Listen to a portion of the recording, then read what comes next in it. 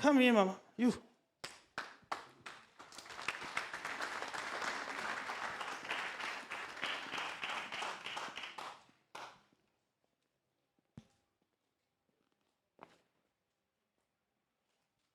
Makadi, Mama. Tiripo makadiwo Prophet. Tiri nani? Pabasa penyu panoitwa nezvei? Panosvika vaenzi vanobva kunze kwenyika nevamwe muno muZimbabwe. Oh, my visitors anovisita ipapo. Amen. Vachitsvaka pekurara. Amen.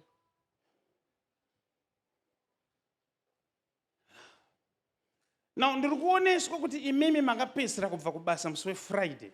Amen. Ndobva matora madays enyu and you are planning to go back kubasa mangwana. Amen. But now ndiri kuoneswa inini basa renyu richipera mangwana. Mangwana?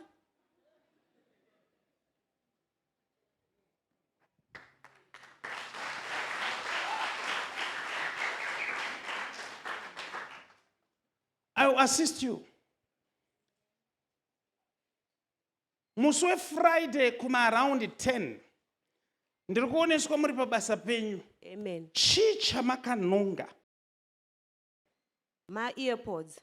My earpods. Amen.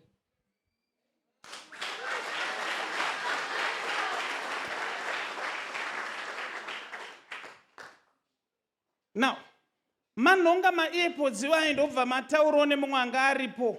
Akati ndofunga munhu anga pa waiting area amakanganwa. Amen. Ndobva mangoti regedza ndimatore ndiende nawo kumba. Amen. Kutaura kuno kumunawo kumba. Amen, Prophet.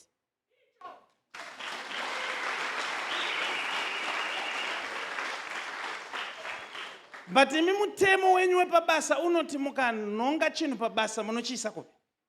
Tunoisa ku lost and found room.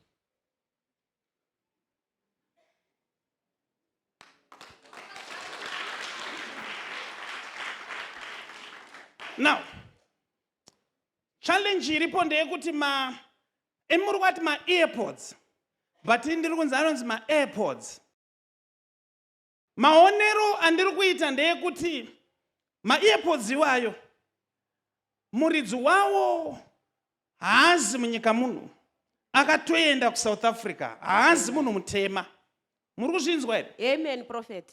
Now, ari kutsvaga ma earpods ake. Iye ari kufunga kuti akabiwa murumu.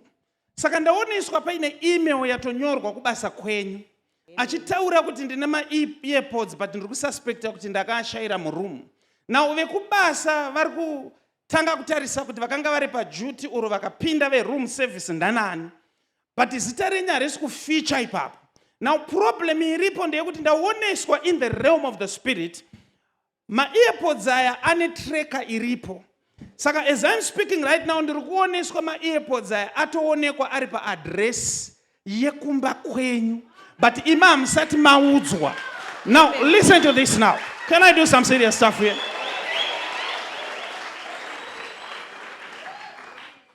Now as I'm looking in the realm of the spirit now, ndiri kuoneswa on Monday around 10. They are planning kuti vauye kumba. Muskoonekwa minawo. But musati maonekwa muchatanga mabvunzwa kunzi zvii zvakaitika. Imimi muchabvuma. Asi mabvuma kudaro muchabatwa nemhosva yekunzi maifanira kunge makaisa zvinhu ku lost and found. Because my earpods anenge awanikwa kumba kwenyu. Saka on Monday 2 p.m. to be exact 2 minutes past 2 on Monday, you are going to be dismissed from your work.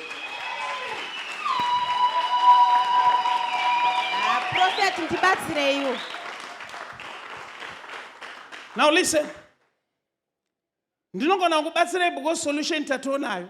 Amen, Prophet. Hapana ati auya. Amen. Achatsvaga kwamuri. Amen, Prophet. But guess what, munhu amakaudza imi kuti ndanonga ma earpods achakugezerai nyaya. Achati akandiudza asi ndakamuti aise ku lost and found. Obva kugezerai nyaya. So the way you're supposed to do it right now, ma earpods anokwana muhomwe.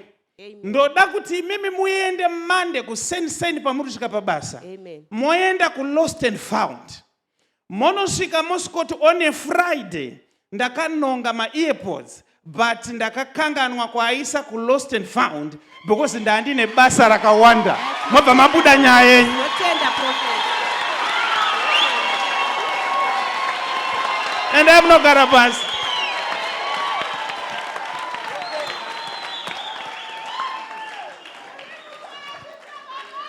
You see, we serve a living God. Nesuwo tidzidze kuti zvinhu zvisiri zvedu vape kumugara. Nesuwo tidzidze kuti zvinhu zvisiri zvedu hatinonge. Zvakafanana nemunhu anogeza moto obva ati ndanonga ma-earphones mumota menyu. Azviite. You understand what I'm saying? So ndo nyaya ndiri kugadzirisana navo. Ndoda kuti Mwari avabatsire. Goodness yendi mesi we iriyo amana T-Freddy bata mutumwa uponesi. Big Sunday yakasiyana nemamwe.